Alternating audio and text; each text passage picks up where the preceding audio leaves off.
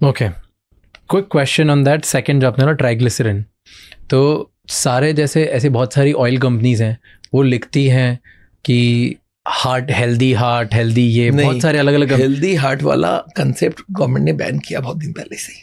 हाँ, बट जैसे बहुत सारे लाइट है, हार्ट पे लाइट है ये ऑयल, वो लोग ऐसे कैसे करते हैं मालूम है? जैसे पहले था कि गुड फॉर हार्ट सेफ्टी, सरकार ने बैन कर दिया कि ऐसे वाला एडवर्टाइजमेंट आप नहीं दे सकते हो। अब ये लोग कैसे कर देते हैं कि एक फिल्म दिख रहा है, एड फिल्म, कि माँ बाप बच्चे सब खा रहे हैं खाना, और सडनली बाप यहाँ पे हाथ पकड़ रहा है और संग संग ambulance P P P P, समझ में आ गया सबको कि हार्ट अटैक हो गया। नेक्स्ट मोमेंट वाइफ बोलती है मेरे पास फलाना ऑयल था and it is very good. बस, तो आम आदमी को क्या समझ में आया कि ऑयल खाओगे तो हार्ट अटैक नहीं होगी, जबकि जस्ट अपोजिट बात है। तो ये जो तेल है आप सोच के देखो, वैसे हार्ट भी बना हुआ आ जाता है, हार्ट भी बना हुआ जाता है, but they can't say it is good for heart, they can't say. अब होता क्या है, ये जितने तेल हैं ये सारे एक ही चीज है। इट इज समथिंग लाइक पानी में बोलते हैं ना, ये ग्लास रखा हुआ पानी का, आप बताओ ये बिस्लेरी है, किनले, एक्वाफाइन है, तो आप क्या बोलोगे? यार पानी तो पानी होता है। हाँ। नहीं, फिर भी तीनों अलग अलग है ना, सब एक है। जितने तेल है सब के सब एक है, 1-2% का फर्क है। मतलब सोयाबीन ऑयल, पैराशूट ऑयल, सारे सारे सारे सारे कोकोनट ऑयल जो भी होता है, सारे ऑयल ट्राइग्लिसराइड 100%। एक्चुअली ऑयल का टेस्ट भी नहीं है। सबसे बड़ा गलत फहमी सोचिए एक बार, आप देल में उंगली लगाइए, जीभ में लगाइए, देयर इज नो टेस्ट, तो फिर डाल क्यों रहे भाई? क्योंकि हम लोग ने सीखा ऐसा है कि तेल से मसाले को भुना जाता है। हाँ। एक महिला को मैंने बोला ये तेल है और ये सब्जी है, बनाओ टेस्ट। मैं मसाले का डब्बा रख लिया।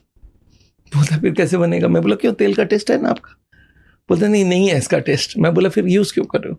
मसाले को भूनने के लिए यूज़ कर रहे हैं। मसाले को भूनने का हम लोग पानी से भून लेते हैं उसी को ही, तो फिर टेस्ट खराब नहीं होगा? अब मैं समझाता हूँ उसमें भी। बेसिक मसाले 5 है। नमक भूनने की जरूरत नहीं, ऐसे डाल सकते हो। मिर्ची ऐसे ही डाल सकते हो। अब 3 रह गए, हल्दी, धनिया, जीरा। ये 3 को ऐसे नहीं डाल सकते। अब 1 चम्मच हल्दी डाल दो खाने के बने हुए खाने में, सारा टेस्ट खराब कर देगा, कड़वी पन्ना है। इन तीनों को भूनना पड़ता है। हम लोग इसको पानी से भूनते हैं। कैसे भूनते हैं? कढ़ाई गर्म हो गई तो पहले तेल डालते हैं सब। हम लोग बोलते हैं पहले जीरा डाल दो सीधा, और उसको हिलाते रहो तो चारों तरफ से भुन जाती है। जब वो कड़कने लगती है तो वो जीरा भुन गया। अब उसमें प्याज डाल दो या टमाटर डाल दो। आप प्याज खाते हो तो प्याज डाल दो, प्याज में जीरा चिपक जाता है। अब प्याज को भूनते रहो। जब पानी छूट खत्म हो जाए तो थोड़ी सी आधी चम्मच पानी देके भिगो दो, फिर भुनो, फिर भुनो, फिर भुनो। प्याज भुनता रहा। कच्चा प्याज, भुना हुआ प्याज में स्वाद बहुत फर्क होता है। अब जब प्याज थोड़े अच्छे से भुन गए, इसमें 1 चम्मच पानी देके ठंडा किया। अब इस प्याज के ऊपर हल्दी, धनिया, मिर्ची, नमक, अदरक सब डालो। कढ़ाई में डालेंगे जल जाएगी, पाउडर है, कढ़ाई गर्म है, तो प्याज के ऊपर डालेंगे वो जलेगा नहीं। और उसमें 1 चम्मच पानी देके उसको सबको उसके ऊपर लेयर बनवा दो। अब उसको भूनते जाओ, पानी के छींटे देते जाओ। थोड़ी देर बाद टमाटर डालो, टमाटर का पानी खत्म होने दो। अब जो ये पेस्ट बन जाएगा, इसको भूनते रहो जब तक स्वाद ना बदल जाए। And then this taste is equally good, क्योंकि मसाले वही है, भुने हुए हैं। अब ये जो कुकिंग है इसको हम लोग बोलते हैं 0 ऑयल कुकिंग। अच्छा, पैसे भी बचे तेल के। हम लोग ने 1000 रेसिपीज बना लिया। I have got cook books, और हमने 50 दिन की अभी मेनू यूट्यूब में डाला है। हमारा एक चैनल है 0 ऑयल कुकिंग करके। 50 दिन में 2-2 ब्रेकफास्ट, मतलब 100 ब्रेकफास्ट, 50 दिन के लंच, 50 दिन के डिनर, 50 दिन के नाश्ता शाम का, और रोटी चावल छोड़ के कोई रेपिटेशन नहीं है। So we have a team of people working every day, creating new recipes and putting into the thing कि अब ये ऑयल की कोई जरूरत ही नहीं है। और घी भी इक्वल। घी, एक फॉरेनर मेरे को पूछती है व्हाट इज घी। मैं सोचने लगा, मैं बोला यार सोयाबीन का तेल है, मूंगफली का तेल है। तो मैंने बोला मिल्क ऑयल। बोलता वो आई अंडरस्टैंड नाउ। बट घी तो ऐसे अगर आप बात करो, हमारे यहाँ पुराने लोग जो है, पुराने लोगों का वही रह गया। देखो, मेहनत खत्म हो गई, पर वो जो घी वाला वो चलन चल रहा है। लोग अच्छा जो कितना हेल्दी है घी, रोज सुबह 1 चम्मच घी खाओ, ये करो, लोग तो एक्स्ट्रा कराते हैं। बेकार बात है। घी इज 100% अगेन ट्राइग्लिसराइड। तो आयुर्वेदिक में तो लिखा है। मैं आपको एक थेरेपी बताता हूँ। रिसेंटली मेरी एक एम्प्लॉय थी, उसने मुझे बताया कि उसने घी, आयुर्वेदिक वो बहुत मानती है, उसके घर वाले भी, तो उसने 21 डे घी डाइट करी, जहाँ पे वो 21 दिन तक सिर्फ घी ही खा रही थी सुबह शाम तक, डिटॉक्स करने के लिए। तो अब मैं समझाऊं आपको घी का प्रॉब्लम। आयुर्वेद में तो बहुत ज्यादा यूज किया जाता है, घी नाक में भी डालते हैं, खाते भी हैं। आयुर्वेदा है 2500 साल पुराना। दुनिया बदल गई, सारे मेहनत करना बंद हो गया, आयुर्वेदा नहीं बदला, बोलता घी हमारे लिए जरूरत है। अरे भाई सिस्टम को बदलो, अब मॉडर्न जमाने के संग मैच करो। हाँ, अब वो बोलती मैं कुछ नहीं खाती हूँ, खाली घी खाती हूँ, तो बॉडी ऐसे ही डिटॉक्स होता है, फास्टिंग कर लो तो ही डिटॉक्स हो जाता है। तो वो 1 चम्मच घी से ऐसा कुछ नुकसान नहीं हो जाएगा, और खाना सारा बंद कर दो उतना ही घी को कैलोरीज बना लेगा body. Ghee is fat, and fat 1 gram has 9 calories, जबकि रोटी में 4 कैलोरी होता है, चावल में 4 कैलोरी होती है, दाल में 4 कैलोरी होती है। पर घी तो हाई कैलोरी फूड है। अच्छा, मोटापा के लिए सबसे खराब है तेल, घी सारा। तो ये समझ लीजिए हमको बहुत बड़ा एक अभियान करना पड़ रहा है कि यार लोगों तक ये बात पहुंचाए। हाँ, क्योंकि जैसे जिम ट्रेनर्स हैं, डाइटिशियंस हैं, जितने जो नॉर्मल मैं टॉप क्लास लोगों की बात नहीं कर रहा जो बहुत ज़्यादा एक्सट्रीम साइन है, बट जो छोटे छोटे शहरों में अगर आप जाओगे तो हर जगह बहुत सारे जिम ट्रेनर्स, वो लोग बोलते हैं कि आप तेल बंद कर दो और घी में खाना बनाना स्टार्ट कर दो। नहीं, वो आप वो बंद कर दो। Lack of knowledge. बटर में बनाना स्टार्ट कर दो सब। बटर है क्या? मतलब अरे मुझे मेरे ट्रेनर ने बोला कि आप पनीर खाओ और पनीर को घी में रोस्ट करो। पनीर को इसलिए देते हैं, लोग वेजिटेरियन प्रोटीन मानते हैं, बट पनीर में आप देखोगे तो कोलेस्ट्रॉल बहुत है, because it's coming from milk. Milk को 4 गुना कंसेंट्रेट कर दो, 5 गुना कंसेंट्रेट कर दो तो पनीर हो गया। उसका पानी निकाल दो। मिल्क में जो फैट होता है 4 ग्राम वाली, गाय के मिल्क में, भैंस के मिल्क में होता है 6 ग्राम, गाय के मिल्क में होता है 4 ग्राम, टोन्ड होता है 3 ग्राम, डबल टोन्ड होता है 2 ग्राम, स्किम्ड होता है 0.5। तो अब वो क्या करते हैं भाई, दूध में से सारा पानी निकाल दिया, तो फैट जो है वो बढ़ता रहता है, तो पनीर में 20-21% फैट हो जाती है। एक क्विक क्वेश्चन, अगर मैं लोगों को ईजी बनाने के लिए, लोगों के लिए ईजी बनाने के लिए कोशिश करूं, ऐसी 5 चीज़ें बताओ जो हर इंसान को डेली बेसिस में अपनी लाइफ में करना ही चाहिए, जिससे आपके हार्ट अटैक के चांसेस कम हो जाते हैं। एक, तेल घी खाना बंद, ज़ीरो वेज बंद, फ्रूट्स बहुत ज़्यादा खाए, वॉकिंग एंड एक्सरसाइज करे, और स्ट्रेस कम ले। ये 5 हो गया।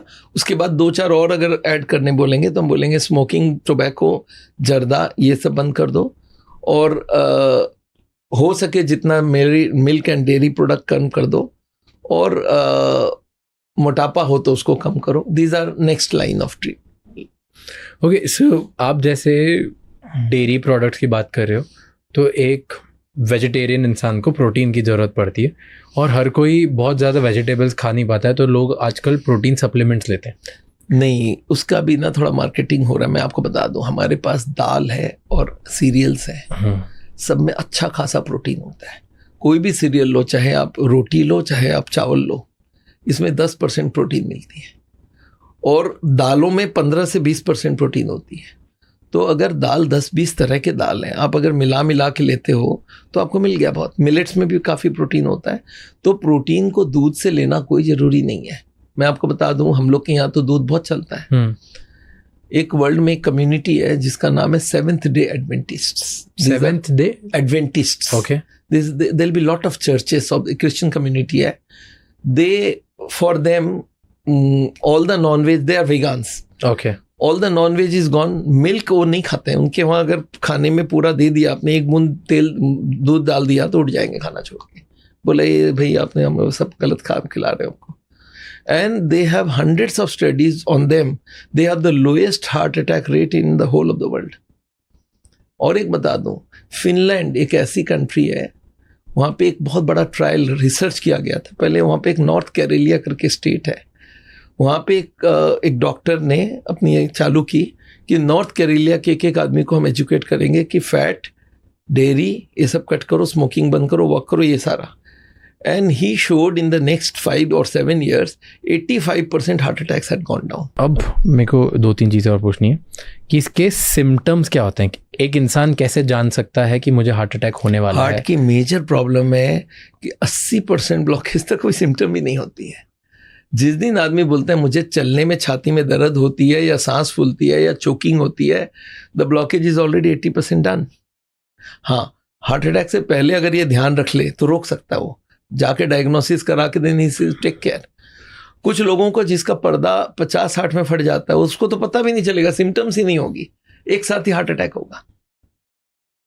तो आप देखेंगे तो कोई तरीका नहीं है अपार्ट फ्रॉम तरीका स्कैन? तो वही है सीटी स्कैन, तरीका वही है। नहीं, एक तरीका और है, हम लोग आजकल एक कर रहे हैं heart attack protection score. Okay, ये जितने सारे कारण है 14 वाले, सब में एक स्कोरिंग मिलेगा उसको, सो दे कैन स्कोर देमसेल्व्स कि भाई मेरा कोलेस्ट्रॉल इतना है, मेरा बीपी इतना है, तो वो स्कोरिंग बताएगा आपकी possibility of developing heart disease so much. अभी मैं उसकी लिंक नीचे डाल सकता हूँ, वो है लिंक? अभी हम लोग थोड़ा सा डेवलपमेंट स्टेज में है, बट स्कैन तो मिल जाएगा हमारे उसमें वेबसाइट में डाले हुए। तो ऐसे कोई सिम्टम्स 80% तक जान ही नहीं सकता? हाँ, 80% तक करीब करीब पता नहीं चलेगा। कोई दौड़ता होता तो 70 में भी पकड़ लेगा। लोग बोलते आपको कैसे हो गया, ऐसे बोलते मेरे को, सर मेरे को, मैं तो I example, every day I used to walk, तो फिर मेरे को हार्ट अटैक हो गया। लोग बोलते हैं फिर तो कोई को भी हो सकता है। मैं बोला भाई तुम्हारी फुल जेनेटिक हिस्ट्री है, तुम्हारी कोलेस्ट्रॉल 250 रही है हर वक्त, और उसको तुम कुछ नहीं किए और वॉक कर रहे खाली, तो एक कारण को हटाया और बाकी को छोड़ दिया, वो हार्ट अटैक में कन्वर्ट हो जाएगा एक ना एक दिन। तो एंड ये हेरिडिटी एक ही जनरेशन या जेनेटिक्स जो होते हैं वो एक ही जनरेशन ट्रैवल करता है कि 2-3 जनरेशन में जा सकता है? 2-3 में भी जा सकता है। और तो जैसे अगर मेरे I'll give you an example, तो अगर मेरे नाना जो थे उनको हार्ट अटैक आया था, तो मतलब अभी मेरे मामा लोग के सबके चांसेस है, मॉम का चांसेस है, पर उनकी लिपिड्स चेक कर लो, नॉट दैट उनके सारे बच्चों का लिपिड हाई होगा, 1-2 का होगा, 1-2 का नहीं होगा, क्योंकि कुछ डैड के तरफ से भी आया है जीन्स, मदर की तरफ से जीन्स गई है, तो हो सकता है 4 बच्चे हैं तो उसमें 2 को हार्ट का चांसेस ज्यादा है, 2 को कोलेस्ट्रॉल ठीक है, उनको नहीं चिंता है। तो लिपिड मतलब कैसे? लिपिड प्रोफाइल होता है, 500 रुपए की टेस्ट होती है, आपका ब्लड टेस्ट होता है। ब्लड टेस्ट है, खून में कितनी परिमाण में कोलेस्ट्रॉल है और कितना ट्राइग्लिसराइड है। मैं आपसे और क्वेश्चंस कैसे पूछूं, क्योंकि आधा तो मैं डर चुका हूँ। नहीं, ऐसा है, डरने वाली बात नहीं है। नहीं, इट्स गुड कि हमें पता चल रहा है, facts are important. So quick question, जैसे आपने बोला 20-30-40% लोगों का ब्लॉक हो जाता है, ठीक है, तो अगर ब्लॉक हो गया और ये 14 फैक्टर्स पे लोग कंट्रोल करने लग जाए, तो क्या वो 40% जो ब्लॉक हो चुका है वो 30% हो सकता है? यस, कम रिवर्स होता है? मैं आपको बताऊं इसके ऊपर, पहले तो हम लोग को ये था कि होते ही नहीं है। हाँ, अमेरिकन एक डॉक्टर है, डॉक्टर डीन ऑर्निश, उनका book reversing heart disease became New York times best seller. Okay, तो वो he is the first doctor who showed if you do full changes, he says moderate change करने का फायदा नहीं है। मॉडरेट मतलब थोड़ा थोड़ा, वो बोलते हैं अगर पूरा कर लोगे तो रिवर्स हो जाएगा। And he showed with angiography details, he got 42 people to join his program, he is based in San Francisco. आधे लोगों को उन्होंने अपने घर से सप्लाई किया 1 साल तक, 0 ऑयल का खाना, उनको नॉनवेज नहीं दिया, उनका खाना पैक कर करके उनके घर जाता था। और आधे लोगों को बोला ये किताब ले लो, इसको पढ़ो, जितना हो सकता है करो। सबके एंजियोग्राफी पहले हुई और दोबारा हुई, तो पता चला जो उनके ग्रुप थे सबके ब्लॉकेज कम हो गए और दूसरे का ब्लॉकेज बढ़ता जा रहा है। So this is the first time Lancet, medical science का सबसे बड़ा, जैसे हम लोग इंडिया टुडे बोलते हैं, वैसे मेडिकल साइंस का हीरो है लैंसेट। लैंसेट पहली बार पब्लिश किया that blockages can be reversed. जो नॉर्मल चेस्ट पेन होता है, ठीक है, और हार्ट अटैक में ये कैसे कोई डिफरेंस पता चलता है? पता चलता है, हार्ट का पेन जो होता है वो चलने से बढ़ता है, रुकते ही ठीक होता है। और अगर कोई मस्कुलर पेन हो चेस्ट का, या कोई ट्यूबरक्लोसिस का पेन हो, कोई प्लूरिसी का पेन हो, वो कंटिन्यूअस रहता है। तो ये एक मेजर डिफरेंस है कि हार्ट का पेन चलने से बढ़ता है, रुक जाओगे या बैठ जाओगे तो कम होता था, कम हो जाएगा। और जब हार्ट अटैक वाला पेन होता है वो तो बैठे बैठे ही होता है, उसमें फिर पसीना भी होता है, उसमें वॉमिटिंग भी होता है, वो बहुत सीवियर होता है। तो हार्ट अटैक वाला पेन, हार्ट अटैक मतलब 100% ब्लॉकेज। अच्छा, तब तो बैठे बैठे पेन हो रहा है। 100 जब है, हमारे हार्ट की जरूरत 10% है, 100 ब्लॉक हो गया तो 10 भी खत्म है। तो जितने आदमी बोले बैठे बैठे पेन हो रहा है, बहुत सीवियर हो रहा है, इट इज हार्ट अटैक। और फिर उसको कंट्रोल कर, फिर वो एक एरिया डेड होगा, डिपेंड करता कितनी बड़ा एरिया था। अगर छोटा एरिया है तो बोलेगा हुआ था यार, मैंने कुछ नहीं हुआ मेरे। पीछे डॉक्टर बोलता है आपको एक हार्ट अटैक हुआ, हाँ उस दिन पेन हुआ था, बोला वो माइनर अटैक था इसलिए बच गया। और मेजर जब होता है तो इतनी पेन होती है, उसको हॉस्पिटल कर ले जाया जाता है। उस वक्त कार्डियोलॉजिस्ट की रोल है, मैं ये कभी नहीं बोलता कार्डियोलॉजिस्ट की रोल नहीं है। जब हार्ट अटैक हो जाए उस वक्त पूरा सिस्टम गड़बड़ हो गया, उस वक्त तो मैनेज कर सकते हैं, तो वो उस वक्त बच जाएगा। तो वो एक कार्डियोलॉजिस्ट की रोल मैं हर वक्त मानता हूँ कि हार्ट अटैक होने के बाद, पर मैं बोलता हार्ट अटैक होने ना दे बोले ना तो 90% लोग ऐसे ही बच जाए। तो आपने ना मेरे को 3 तरीके बताए थे। एक है जो बोलता है कि मैं बाईपास कर दूंगा, एक है जो बोलता है कि मैं स्टेंट लगा दूंगा, और तीसरा क्या था? तीसरा मैं इमरजेंसी मैनेज करूंगा। जब भी हार्ट अटैक हो मेरा फोन नंबर रख लो, मेरे को फोन कर देना, मैं पहुंच जाऊंगा। रात को 12 बजे भी हो, I am available, but only after heart attack. Till that time you are my patient, you take my medicines, don't bother. Heart attack के वक्त मैं मिलूंगा तुमको। तो बाईपास क्या होता है और स्टेंट क्या लगाना होता है?